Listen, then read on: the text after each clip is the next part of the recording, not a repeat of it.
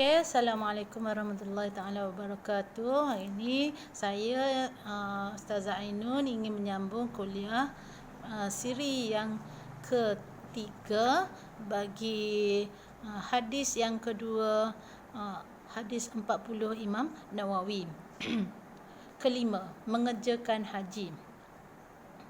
Tiap-tiap orang Islam yang cukup syaratnya wajiblah mengerjakan haji di Mekah. Haji adalah ibadat. Menunaikan ibadat adalah bererti menurut perintah. Orang yang menunaikan haji bukanlah kerana kehendak manusia untuk mendapat keduniaan, kerana haji itu bukanlah urusan dunia tetapi urusan agama. Kewajipan mengerjakan haji diterangkan Allah dalam Al-Quran. Walillahi 'alan nasi hajjul baiti man istata'a ilaihi sabila wa man kafar fa innallaha ghaniyyun 'anil 'alamin. Sadaqallahul azim. Dan kerana Allah wajib atas manusia pergi ke rumah itu, iaitu sesiapa yang berkuasa mengadakan perjalanan kepadanya. Dan barang siapa yang kufur, maka sesungguhnya Allah itu kaya dari alam semesta. Haji satu ibadat yang sudah tentu mengalami kepayahan dan kesusahan. Namun demikian, seorang Islam yang tetap menghadapi dan menanggungnya dengan perasaan yang tenang, lagi gembira kerana dia mengetahui dengan demikian barulah dikatakan mentaati Tuhannya. Okey, jadi orang yang ada pengalaman pergi haji akan tahu perasaan itu. Ibadat haji tidaklah sebagaimana ibadat yang lain yang boleh dilakukan sewaktu dalam tempat kediaman di negeri sendiri, kerana haji menghendaki kepada waktu yang tertentu dan tempat yang tertentu pula, serta memerlukan perbelanjaan dan kesihatan badan. Terpaksa meninggalkan kampung halaman serta rumah tangga dan mengharungi lautan dengan menanggung bermacam-macam kepayahan dan kerunsingan. Semua ini terpaksa dilakukan dengan hati yang sabar, dan semua ini oleh Islam dinamakan jihad, iaitu perjuangan sebagaimana sabda Rasulullah sallallahu alaihi wasallam, jihadul kabir was-saghir wad-dhaif wal mar'atil hajj wal umrah, riwayat Nasa'i. Jihad orang yang tua dan kanak-kanak dan orang-orang lemah dan orang-orang perempuan ialah haji dan umrah. Aisyah pernah berkata kepada Rasulullah, "Ya Rasulullah, naral jihad al-afdalu amali, afala nujahid?" Qala la, lakinna afdal jihadi hajju mabrur. Riwayat Bukhari. Ya Rasulullah, kami berpendapat jihad adalah seafdal-afdal amal, maka adakah kami akan berjihad? Ia bersabda, tidak, tetapi jihad yang afdal itu ialah haji dan haji yang baik. Okey. Haji mabrur itu haji yang baik. Haji adalah ibadat untuk diri seorang, dan untuk menyempurnakan ibadat ini maka wajiblah orang yang hendak mengerjakannya mempelajari segala rukun dan adab haji dengan betul. Supaya hajinya itu diterima Allah, dan inilah yang dimaksudkan daripadanya, bukan namanya, bukan pula perhiasan dan pakaiannya. Maksudnya kalau kita nak mengerjakan haji, kita kena bersedia pergi menuntut ilmu, belajar betul-betul supaya kita tahu cara mengerjakan haji dengan betul. Ibadat haji merupakan satu muktamar yang maha besar, berhimpun kerananya seluruh umat Islam dari segala bangsa, dari segenap penjuru alam. Maka dengan kesempatan ini dapatlah umat Islam berikhtiar untuk mempersatukan pendapat, fikiran mereka serta berusaha untuk mencari kemaslahatan hidup dalam urusan dunia dan agama, sebagaimana firman Allah Subhanahu wa taala, liyashhadu manafi'a lahum wa yadhkuru ismallah. Sadaqallahul azim. Surah Al-Hajj. Supaya mereka menyaksikan segala manfaat bagi mereka dan mereka menyebut nama Allah Subhanahu wa taala. Haji juga mengajarkan manusia hakikat persamaan. Mereka semua adalah satu pada hukum Allah. Tidak ada yang besar kecuali Allah. Mereka sekalian adalah berpakaian ihram dalam satu keadaan dan mereka tinggalkan pakaian kebangsaan yang menjadi kemegahan bangsa mereka. Waktu itu tidak ada yang hendak dibanggakan, tidak ada yang hendak diucapkan melainkan apa yang pernah diucapkan Rasulullah, iaitu labbaik Allahumma labbaik labbaik la syarika laka labbaik innal hamda wan ni'mata laka wal mulk la syarika lak. Okey, demikianlah ibadat haji. Ibadat haji yang dikerjakan di tempat yang penuh peristiwa dan sejarah lama, tetapi kesenangan masih hidup kesannya masih hidup, teringat-ingat serta terkenang-kenang di hati sebagai satu peringatan dan kenangan di sekitar kebesaran Allah Ta'ala, dan sekalian pekerjaan yang dilaksanakan di tempat itu tidak lain maksudnya selain dari memperbarui kembali kebesaran Allah Subhanahu Wa Ta'ala. Dan demikian ucapan yang dikeluarkan pula adalah sebagai lambang pujian kepadanya dan permohonan untuk mendapat kurniaan Rasulullah sallallahu alaihi wasallam telah bersabda, khairul du'ai du'au yaumi Arafah, riwayat Tirmizi dan Ahmad. Sebaik-baik doa ialah doa pada hari Arafah. Bila hari Arafah, iaitu 9 Zulhijjah. Akhirnya dapatlah ditegaskan bahawa ibadat haji adalah penuh dengan hikmah dunia dan agama. Orang yang mengerjakannya adalah dalam pemeliharaan Allah dan taufiknya, sedang orang yang enggan mengerjakannya bererti berpaling dari pemeliharaan dan taufiknya, serta benci kepada mengingati kebesarannya dan mendapat hidayahnya. Dan kerana ini Rasulullah sallallahu alaihi wasallam bersabda, man malaka zadan warahilatan tuballighu ila baitillahi wa lam yahujja fala alaihi an yamutu yahudiyan aw nasraniyan, riwayat Tirmizi dan Ahmad. Barang siapa memiliki perbekalan dan kenderaan yang menyampaikan dia ke Baitullah dan ia tidak mengerjakan haji, maka tidak ada atasnya satu halangan bahawa ia akan mati sebagai orang Yahudi atau Nasrani. Jadi berhati-hati ya. Jadi kalau ada kemampuan kita kena usaha untuk pergi menunaikan haji. Demikian 5 rukun Islam yang ditegaskan Rasulullah, iaitu rukun yang dapat dilakukan oleh perkataan dan perbuatan. Amal yang dilakukan oleh perkataan ialah pengucapan 2 kalimah syahadah yang dituturkan dengan lidah. Manakala yang dilakukan oleh perbuatan terbahagi 3. Pertamanya perbuatan badan seperti sembahyang dan puasa. Keduanya perbuatan harta seperti zakat, dan ketiganya perbuatan atau amal panduan antara badan dan harta seperti haji. Sebab haji ini melibatkan 2, iaitu badan dan harta. Selanjutnya, selain rukun ini ada lagi perintah dan larangan serta adab dan hukum-hukum yang bertalian dengan manusia dan masyarakat. Sebagai contoh, Rasul ada menerangkan kelakuan seorang Islam, iaitu seorang Islam ialah sejahtera sekalian orang Islam daripada bencana atau bahaya lidahnya dan tangannya. Okey, jadi sebagai kesimpulannya, di samping kita menunaikan rukun Islam yang 5 tadi, iaitu mengucap 2 kalimah syahadat, solat 5 waktu, puasa bulan Ramadan, mengeluarkan zakat, mengerjakan haji, kita juga kena berakhlak dengan akhlak yang mulia supaya manusia sekaliannya sejahtera daripada perangai yang boleh memberi bencana kepada mereka. Okey, demikianlah tentang rukun Islam. Okey, kita tengok pula perbincangan yang ketiga dalam hadis yang kedua ni, iaitu tentang rukun iman. Dalam hadis tersebut Rasulullah sallallahu alaihi wasallam menerangkan rukun iman, iaitu engkau beriman kepada Allah dan malaikatnya, segala kitabnya, para rasulnya, dan kepada hari kemudian, dan kepada takdir baiknya dan jahatnya. Semuanya ada sebanyak 6 rukun yang menjadi dasar akidah atau kepercayaan orang Islam.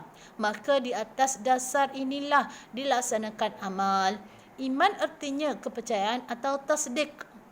Para ulama Islam telah mengertikan iman dengan beberapa pengertian. Tetapi pengertian yang ditetapkan oleh ulama hadis dan fiqh adalah lebih tegas lagi lengkap.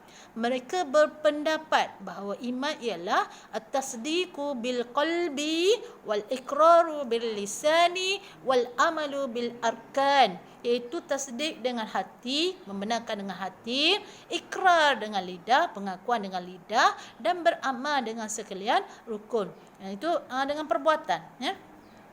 Kesimpulannya, takrif pengertian ini menegaskan bahawa iman ialah tercipta paduan di antara 3 perkara, iaitu kepercayaan hati, pengakuan lidah, dan dengan segala rukun atau dan amal dengan segala rukun atau perintahnya. Okay? Hati, lidah dan amal. Okay.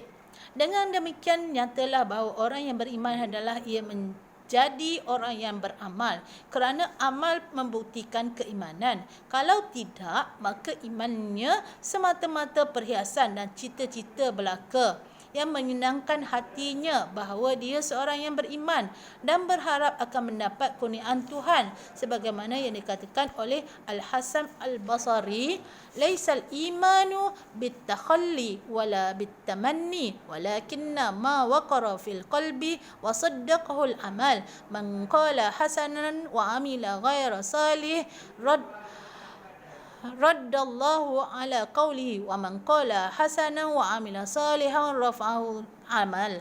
Okay. Bukanlah iman itu dengan perhiasan dan cita-cita, akan tetapi iman itu apa yang teguh dalam hati dan dibenarkannya oleh amal. Barang siapa berkata ikrar baik padahal ia mengerjakan amal yang tidak baik, dia ikrar buat benda baik tapi tidak mengamalkan benda yang baik, nescaya Allah tolak perkataannya. Dan barang siapa berkata baik dan berbuat yang baik, nescaya mengangkat akan dia oleh amalnya. Okey. Sebagaimana telah diterangkan bahawa iman adalah dasar akidah atau kepercayaan orang Islam. Dasar ini tetaplah sebagaimana yang telah diajarkan Islam, tidak mungkin dipindah atau diubah oleh perubahan tempat dan zaman. Rukunnya yang 6 itu tetaplah 6, tidak dibenarkan dikuranginya atau dilebihinya atau disalahkan pengertiannya. Okey, kita terus masuk rukun iman yang pertama. Beriman kepada Allah.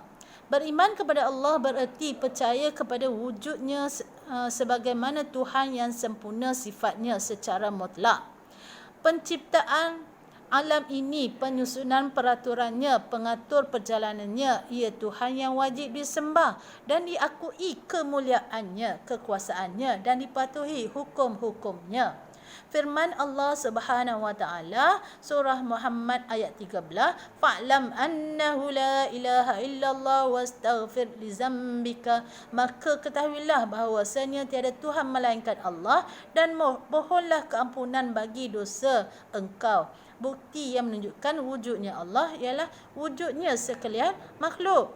Dan Allah sendiri telah menyatakan dalil wujudnya sebagai Tuhan yang Maha Kuasa dengan firman-Nya, A'udzu billahi minasyaitonir rajim. Bismillahirrahmanirrahim. Wa ilahukum ilahun wahidun la ilaha illa huwar rahmanir rahim. Inna fi khalqis samawati wal ardi wa ikhtilafil laili wan nahari wal fulki allati tajri fil bahri bima yanfa'un nas wa ma anzalallahu minas samai min ma'in fahya bil ardi ba'da mautiha wa batha fiha min kulli dabbatin وتصريف الرياح والسحاب المسخر بين السماء والأرض لآيات لقوم يعقلون. صدق الله العظيم. Surah Baqarah ayat 164.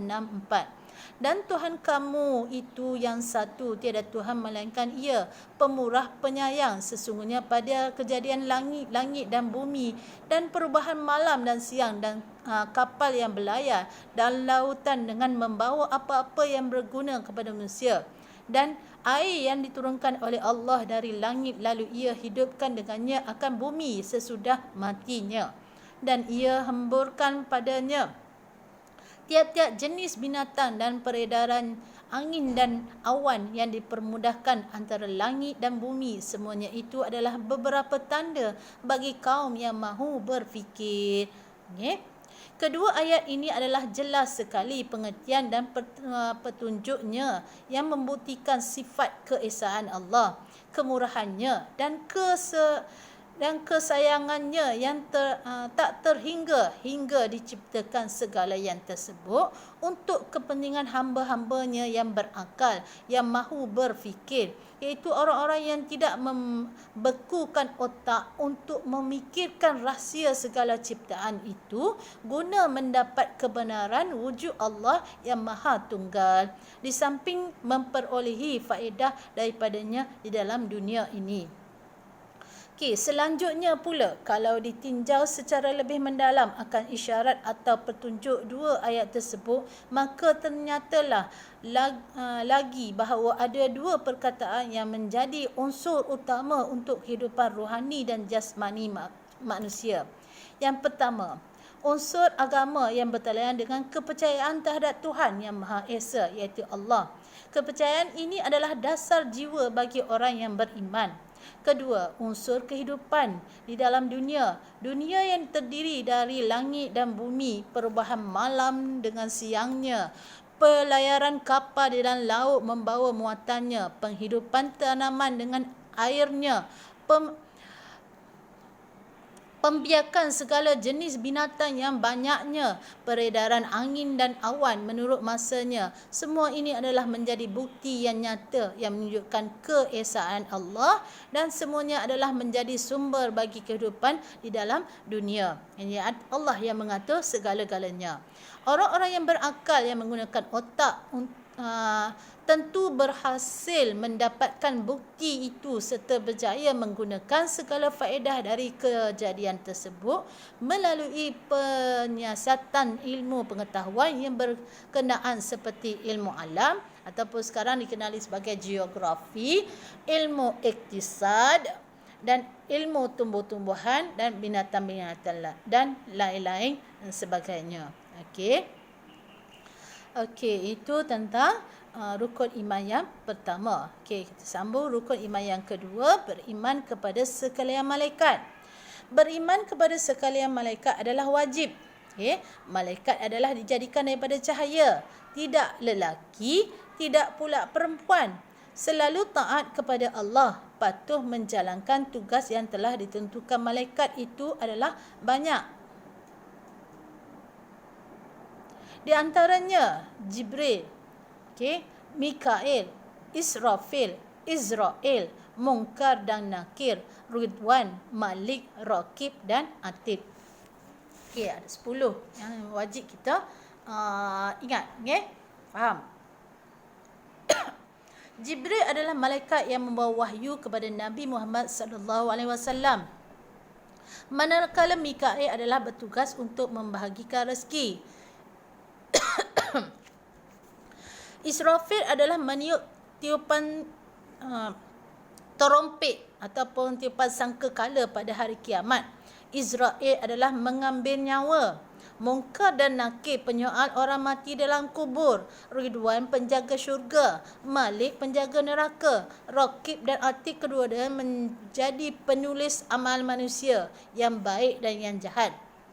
Raqib amalan baik, Atid amalan yang jahat. Mengenai ketaatan dan kepatuhan malaikat, Allah berfirman, "Walillahi yasjudu ma fis samawati wa ma fil ardi min dabbatin wal malaikatu wa hum la yastakbirun yakhafuna rabbahum min fawqihim wa yaf'aluna ma yu'marun."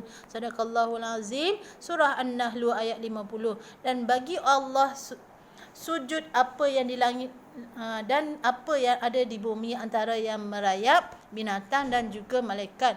Padahal mereka tidak sombong. Mereka takut kepada Tuhan mereka dan di atas mereka serta mereka kerjakan apa yang diperintahkan kepada mereka. Selanjutnya mengenai kegembiraan dan syafaat serta permohonan keampunan malaikat kepada orang-orang yang beriman. Allah berfirman pula, in a'udzubillahi minasyaitanirrajim, bismillahirrahmanirrahim, innal ladzina qalu rabbunallahu thumma istaqamu tatanazzalul malaikatu alla takhafu wa la tahzanu wa abshiru bil jannati allati kuntum tu'adun nahnu awliya'ukum fil hayatid dunya fil akhirah. Sadaqallahul azim. Surah Fussilat ayat 30 hingga 31. Sesungguhnya orang-orang yang berkata, Tuhan kami ialah Allah, kemudian mereka tetap lurus, nescaya Tuhan atas mereka malaikat-malaikat yang berkata bahawa janganlah kamu takut dan janganlah kamu berduka cita dan bergembiralah dengan syurga yang pernah dijanjikan kepada kamu. Kamilah pengurus kamu dalam kehidupan dunia dan di dalam akhirat. Dan firman Allah Subhanahu wa taala lagi, a'udzubillahi minasyaitonirrajim, bismillahirrahmanirrahim, alladzina yahmiluna al'arsha man hawlahu yusabbihuna bihamdi rabbihim wa yu'minuna bihi wa yastaghfiruna lilladzina amanu rabbana wasi'ta kulla syai'in rahmatan wa ilman faghfir lilladzina tabu wattaba'u sabilaka wa qihim azabal jahim rabbana wa adkhilhum جنات عدن التي وعدتهم ومن صلح من آبائهم وأزواجهم وذرياتهم إنك أنت العزيز الحكيم وقهم السيئات ومن تق السيئات يومئذ فقد رحمته وذلك هو الفوز العظيم. Sadaqallahul azim. Surah Al-Mu'minun ayat 7 hingga 9. Mereka yang menanggung arash dan mereka yang di sekelilingnya beribadat dengan memuji Tuhan mereka. Okey, ini tugas-tugas malaikat ya. Dan mereka percaya kepadanya dan mereka mintakan keampunan bagi orang-orang yang beriman dengan ucapan, hai Tuhan kami, Engkau telah limpahkan tiap-tiap suatu dengan rahmat dan pengetahuan, maka ampunkanlah mereka yang bertaubat dan menurut jalan Engkau dan peliharakanlah mereka dari azab neraka. Jadi malaikat tolong mendoakan kita ya. Hai Tuhan kami, dan masukkanlah mereka ke syurga kekal yang Engkau telah janjikan kepada mereka dan kepada siapa yang baik dari bapa-bapa mereka dan isteri-isteri mereka dan keturunan mereka, kerana sesungguhnya Engkaulah yang gagah yang bijaksana, dan selamatkanlah mereka dari kejahatan, kerana orang yang Engkau selamatkan dia dari kejahatan-kejahatan pada hari itu, maka sesungguhnya bererti Engkau telah rahmatkan dia, dan yang demikian ialah kejayaan yang besar. Sadaqallahul azim. Okey, ilal liqa. Kita akan jumpa lagi pada siri yang seterusnya.